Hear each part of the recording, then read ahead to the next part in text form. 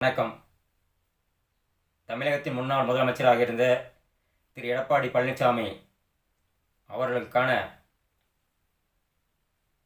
ஒரு அனைத்திந்திய அண்ணா திராவிட முன்னேற்ற கழக தொண்டனின் கேள்விகள். புரட்சித் தலைவர் உருவாக்கிய இயக்கம், புரட்சித் தலைவி மாண்புமிகு அம்மா அவர்களால் இராணுவ கட்டுப்பாட்டோடு வழிநடத்திய இயக்கம் தொடர்ந்து 50 ஆண்டு காலம் அனைத்திந்திய அண்ணா திராவிட முன்னேற்ற கழகம் தமிழகத்தில் ஆண்ட கட்சியாகவும் எதிர்கட்சியாகவும் பயணித்து வந்தது.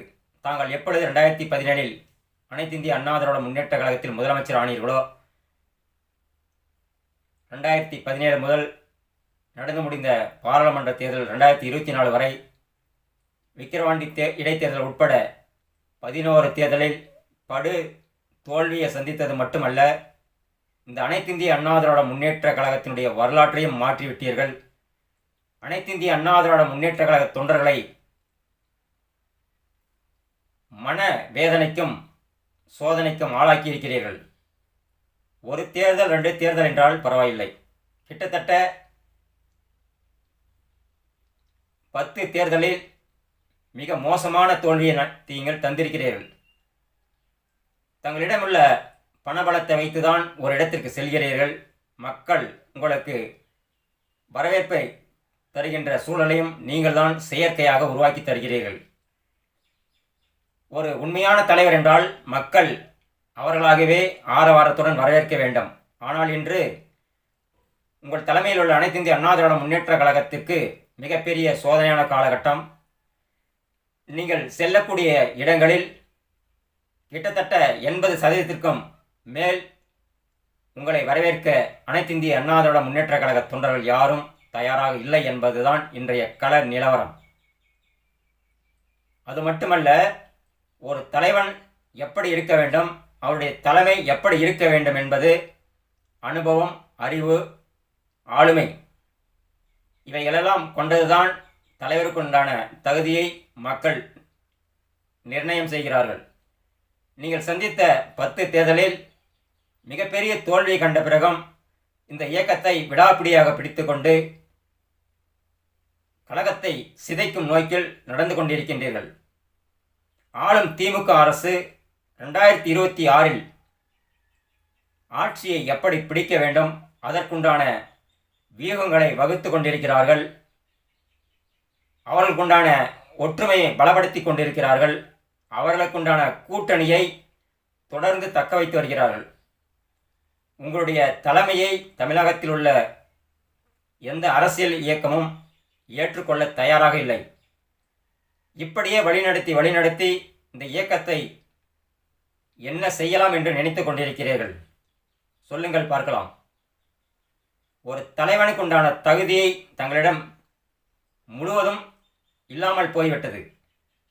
இதற்கு மேலும் தாங்கள் தொடர்ந்து அனைத்திந்திய அண்ணா திராவிட முன்னேற்ற கழகத்தில் நான் தான் தலைவராக இருக்கப் போகிறேன், என்னுடைய தலைமையில்தான் இந்த இயக்கம் இயங்கப் போகிறது என்று சொல்லிக் கொண்டிருந்தால் இது கண் இருந்தும் குருடராக நடந்து கொள்வதற்கு சமம் என்று சொல்வார்கள். அப்படித்தான் தங்களுடைய செயல்பாடு இருக்கிறது.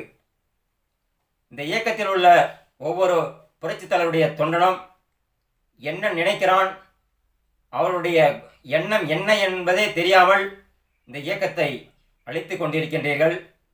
உண்மையில்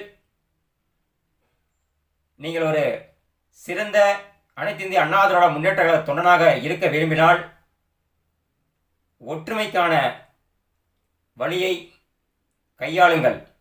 உங்கள் தலைமையை தமிழக மக்கள் ஏற்றுக்கொள்ளவில்லை என்பதுதான் உண்மை.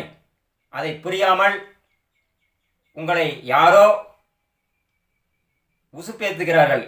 அதற்கு நீங்கள் தொடர்ந்து புரட்சித் தலைவர் போல் வேடமிட்டு கண்ணாடி அணிவதும் தொப்பி அணிவதும் இந்த வேஷங்களை எல்லாம் போட்டுக்கொண்டு வருவது உள்ளபடியே வெட்கி தலைகுனிய வேண்டிய செயல். புரட்சித் தலைவருக்குத்தான் அந்த தொப்பியும் அந்த கண்ணாடியும் மிகச் சிறப்பாக பொருந்தும்.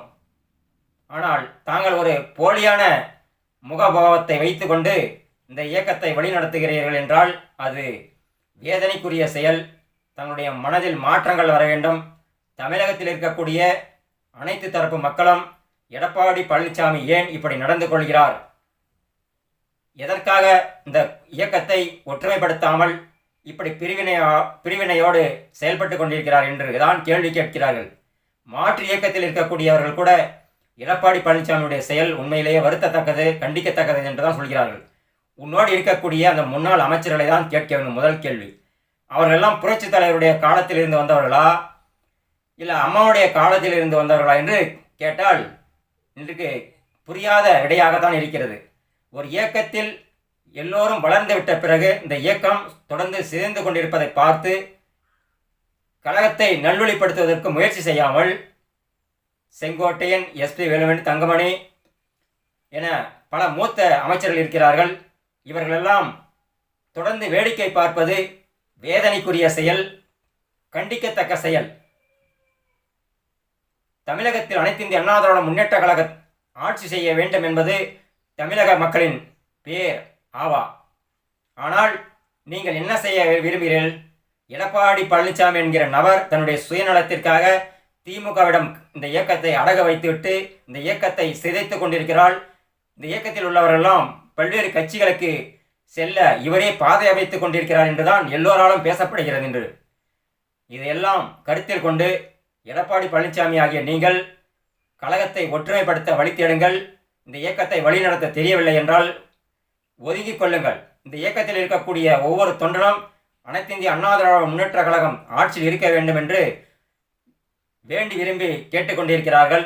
ஆகவே எடப்பாடி பழனிசாமியாக நீங்கள் இந்த இயக்கத்தை ஒற்றுமைப்படுத்துங்கள், இல்லை என்றால் கழகத்திலிருந்து விலகிக் கொள்ளுங்கள்.